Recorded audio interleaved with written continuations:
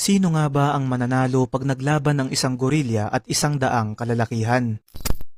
Mga kaibigan, patuloy na pinagdedebatehan ngayon sa internet ang topic patungkol sa kung sino raw ang mananalo, isang gorilya laban sa 100 kalalakihan. Naunang nabuksan ang topic na to noong 2022 at nito ngang mga nakaraang araw ay muli itong napag-usapan. Marami ang nagsasabi na hindi raw uubra yung 100 kalalakihan laban sa isang gorilya, lalo na kung ito ay isang silverback, isang uri ng gorilya kung saan ang kanilang katawan ay binubuo ng matitigas at malalaking muscle mula ulo hanggang paa.